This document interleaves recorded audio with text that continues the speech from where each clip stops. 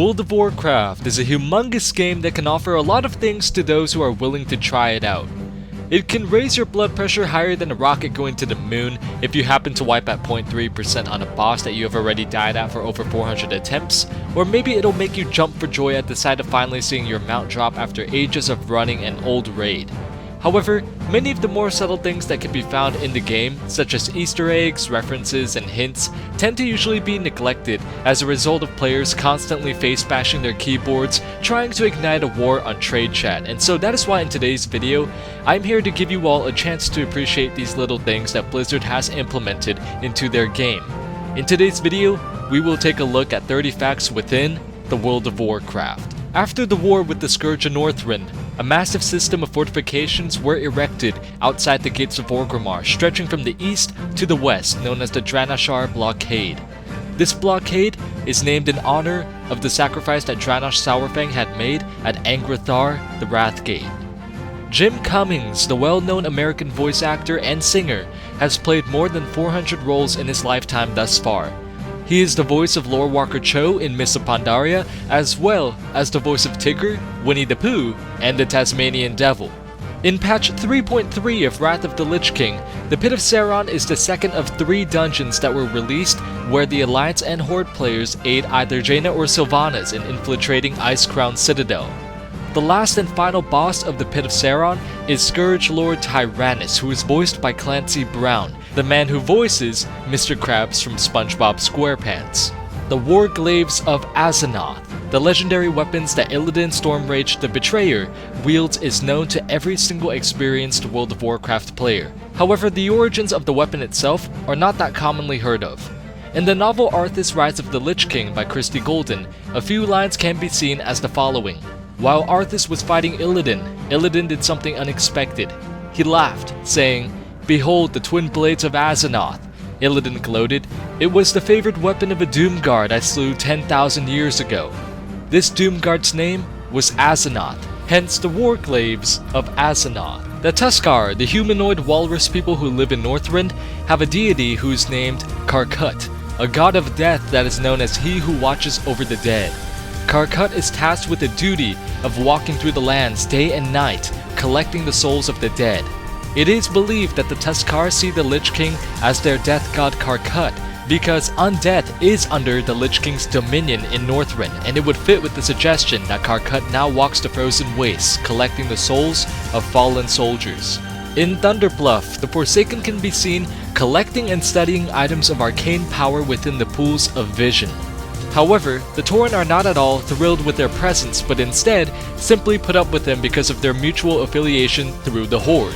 It is because the Tauren have such a strong value of life, and whereas the Forsaken don't really care who and what they harm, that drives the stick between the two factions. In Arthas Rise of the Lich King by Christie Golden, it is implied that Balnazar was the leader and also the strongest amongst the 3 Dreadlord insurgents, with the other 2 being his brothers Deathrok and Vadimathras.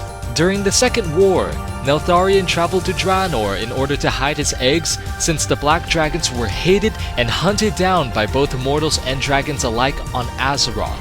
However, Deathwing made a serious mistake by leaving numerous eggs in the Blade's Edge Mountains, which provoked the Graan, since they saw it as a challenge to their sovereignty.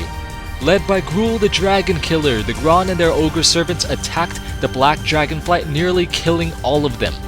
To this day, their corpses are still strewn about and left impaled on the stone spires of the mountains by Gruul and the other Graanlings. At the young age of 9, Arthas Menethil was given a horse by the Balnir family, a family that usually bred horses for the royal bloodline. The horse had a white snow coat, which was different from the usual Balnir stock, which normally had dark grey coats. Because of this unique feature, Arthas had considered naming the horse Snowfall, or Starlight, but decided not to, since the usual tradition of Lordaeron's knights and nobles named their steeds after heroic names such as Steadfast, which was the name of Uther's steed, and Courageous, which was the name of King Taranis' horse. With this in mind, Arthas chose the only name that he could possibly see fit for the noble creature, Invincible. Unfortunately, 10 years after Arthas declared Invincible as his mount, the royal steed received a crippling injury from the numbing cold of a remorseless winter. Too far from help and unable to heal his beloved horse, Arthas was forced to kill it in order to end its suffering. Through Varian's valor and strength that he displayed at the Crimson Ring tournament, he was given the name Logosh, which means Ghost Wolf. When Hamul Rune Totem, Elder Druid of the Tauren, invited Varian into his tent in thanks of defeating a cave elemental, he revealed to Varian that Logosh was a massive white wolf that was feared for its ferocity in battle and already 10,000 years old when the Burning Legion first invaded the mortal world of Azeroth. According to Hamul Rune Totem, Logosh's tale has extended through Azeroth by the trolls, goblins, and dwarves who had all had their own version of the story. Despite whatever version may be told, however, all of the tales had one thing in common: that Logosh's unyielding will and sheer ferocity allowed him to push through the boundaries of the afterlife in order to aid his people. The male troll offensive spell cast animation is a reference to Street Fighter's Hadouken, which was inspired from the Kamehameha from Dragon Ball Z. And yeah, I know it's usually pronounced Kamehameha, but when they talk about it in a general context without actually casting it, they never pronounce it like that on the show. Lord Uther, the first paladin of the Knights of the Silver Hand and one of the most respected and honored paladins ever to have walked Azeroth, was given the title Lightbringer by Turalyon after his heroic deeds that aided the Alliance in their victory over the Horde at the Battle of Black Rock Spire. He would then carry out that title with pride, as he continued to serve as a stalwart knight and protector to his people. As Death Knights begin making their way through their starting quests, they will inevitably receive a quest by Orithos the Sky Darkener named Tonight We Dine in Havenshire. This is a reference to the movie 300 when Leonidas yells out, "Tonight we dine in hell." In the novel Warcraft, Dawn of the Aspects, it is stated that the massive proto-dragon Galakron had an insatiable appetite that ultimately led to the cannibalization of his own species. That's right, he was so hungry that he actually resorted to eating his own race in order to try to sate his unending hunger. However, devouring his own kind distorted his body not only by increasing his already gigantic size, but by also corrupting his essence, which resulted in the proto-dragons that he consumed to raise up from the dead as undead abominations and hunt down and terrorize the surviving proto-dragon population. Galakron was increasing in both size and power at the time, and he was a sole power of which only few were able to stand against. Together, all of the proto-dragons rose up against Galakron and were nearly wiped out for their efforts as the humongous monstrosity proved to be too powerful.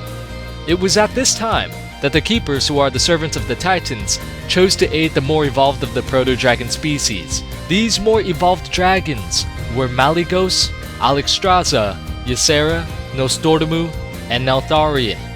With their combined might and superior intelligence, the five would-be-known aspects utilized their power together and destroyed the hulking proto-dragon, saving all of Azeroth. The Keepers, very impressed by the five dragons' willingness to sacrifice themselves in order to protect Azeroth, decided to give them a choice to devote their very existences to the continued protection of the world. All five accepted, and thus, the five dragon aspects were born. The voices of Arthas in the World of Warcraft dungeon The Culling of Stratholme and Garrosh Hellscream are presented by Patrick Sates, an American voice actor, scriptwriter, and a man that is very well known for his many appearances in various video games and animes. One of the video game characters that he voices is Scorpion in Mortal Kombat. The War Chief Cometh was a Horde quest implemented in World of Warcraft in patch 4.0.3. In this quest, we as the players are instructed to stand by and observe a special surprise that Sylvanas Windrunner wanted to present that would supposedly bolster the Forsaken's forces as well as the Horde's. However, when Garrosh Hellscream arrived, the former war chief was not at all pleased, and he even stated that in the end, we will all have to stand before our maker and face judgment. Then he commits panda genocide and basically turns on everybody on the Horde. Inside the Scourge necropolis of Naxxramas, there is a tiny cat near the entrance named Mr. Bigglesworth, which was the name of Dr. Evil's cat from Austin Powers. After Uther the Lightbringer's death, he was generally viewed as a hero and martyr who was loyal to his nation, order, and king even to the end of his life. Since he was also the creator of the Knights of the Silver Hand, a commander during the Second War, and one of the greatest paladins to have ever lived, many respect and pay tribute to his memory even to this very day. However, there are others who criticize him for his blind devotion to his duties, which ultimately led to his downfall. These naysayers state that Uther was so loyal to the throne that he did not dare to stop Arthas from killing the citizens of Stratholme due to his blind loyalty to the Menethil bloodline. Whereas Uther was a symbol of hope and inspiration to many, he was also a representation of blind devotion and negligence to others. Once again, in the novel Dawn of the Aspects, it is revealed that Tyr, a Titanic Watcher, had lost his hand while fighting Galakrond. Due to his heroic efforts in an attempt to stop the beast, which led to the mutilation of his body, the Order of the Knights of the Silver Hand took their name and symbol from the legacy of Tyr and his Silver Hand. The birth of Garona Half-Orcan was orchestrated by Gul'dan, who forced a female Draenei to mate with his Orcish warriors. The result was a child that looked surprisingly human despite also having Orcish features. Gul'dan then had her magically aged and tortured, and even went so far as to use a magical spell to control her mind to ensure her loyalty to him. After this, she was raised in a barracks where the orcs, her father's people, taunted her and mocked her for being deformed and ugly since she looked more like a human than an orc. However, her uncle, Vindicator Marad, did not care that she was half orc and began his search for her, which would stretch on for many years to come. In the priest's quest, Blood of Morphaz, Ogtink, a level 45 quest giver, tells the player that many druids died to bring us this information, referencing the line in Star Wars where the rebel leader tells the gathered soldiers of the Rebel Alliance of the second Death Star's weakness, claiming that many Bothans died to bring us this information. In the human barracks west of the town of Goldshire, there are two NPCs named Quartermaster Hicks and Quartermaster Hudson, who are named after Corporal Hicks and Private Hudson from the 1996 horror flick directed by James Cameron, Aliens. Fel Reavers are enormous demonic machines that are located in Outland. It has been stated that the cunning Moarg engineers of the Burning Legion pushed their workers for weeks on end just to construct the first Fel Reaver, which was capable of raising fortified towers and tearing the wings off of an airborne griffin. Fel Reavers also have a dance animation that can be seen by the boss XT002 Deconstructor in Ulduar, which shares the same model as the Fel Reavers themselves. Kiristraza was the daughter of the Lifebinder Alexstrasza herself, but unfortunately, the fate of Kiristraza is a bit of a tragic one. There is a quest where players aid her in defeating Saragossa, one of the consorts of Malygos. However, after both you and her defeat Saragossa, Kiristraza is captured by Malygos himself and abused as well as tortured mercilessly until the Blue Dragon aspect finally manages to break her will and force her into becoming his new consort. She is also the final boss that players must defeat in the Nexus. Ages ago, when the Elemental Lords were banished to the Elemental Plane by the Titans, Ragnaros together with his lieutenant Baron Geddon and Gar initiated an attack on Thunderran, the Prince of Air. Caught completely off guard by the Fire Lord's betrayal, Thunderran had no time to react, and before he knew it, Sulfuras, the legendary weapon of Ragnaros, struck a crippling blow against the Prince of Air. The Fire Lord then proceeded to feast upon the essence of Thunderran, but was unable to consume him entirely. So, he stored what remained of the Prince's essence within a talisman and gave it to both Baron Geddon and Gar. In both Shrine of 7 Stars and Shrine of 2 Moons, there are 2 Clockwork Gnome NPCs that serve as auction houses to players with engineering. The gnome that serves players of the Alliance faction is named Harvey, while the gnome that serves the Horde players is named Dent. Put them together and you get Harvey Dent, otherwise known as Two-Face, one of Batman's most enduring enemies. At level 84, Horde players will be able to receive a quest from a Tauren NPC in the Twilight Highlands named Madness. At the end of this quest, an orc shouts out, "This is madness," before being kicked into a giant bonfire, while the Dragon Maw orc that murders him yells out that this is Dragon Maw. This whole scenario is a direct reference to the movie 300 when King Leonidas executes the Persian emissary. After Arthas' return to Lordaeron from the Frozen Wastes, he murdered every single citizen residing in his father's kingdom, and with the aid of both Captain Falric and Captain Marwyn, raised them into undeath to serve at his whim. After the fall of Lordaeron and the beginning of the dawn of the Scourge, Arthas wasted no time and headed directly to the Balonir farmstead where Invincible was buried, and used his necromantic powers to raise the fallen steed to once again serve as his mount in undeath. Now fully living up to its name, Invincible can become a specter and disappear, only to be resummoned by Arthas at any time should he need its services. After taking up shelter in Lordaeron, Varian quickly became friends with a young boy and would-be-known paladin, Arthas Menethil. Though Varian, being the tough guy that he is, always kept his composure and wasn't one to express his emotions openly and about, even as a child.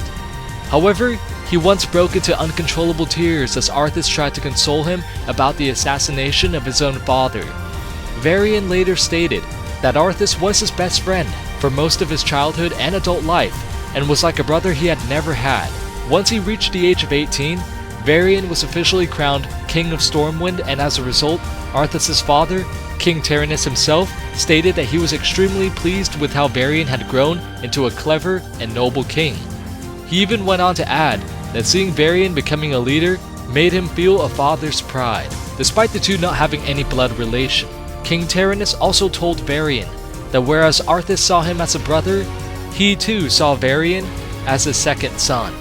And that's been 30 fun facts in World of Warcraft Part 2, ladies and gentlemen. I apologize for the re-upload, but what happened was that I was going through my videos deleting numerous of non-final draft / unpublished videos in order to organize my list, and unfortunately what happened was that I accidentally deleted the original upload to this video as well by mistake when I was deleting all of them, since it had the same thumbnail as the unfinished final draft version of another video I was trying to delete. But once again guys, I would like to thank you all so much for watching. Peace out, take care, I'm sorry once again, and as always, have a good one.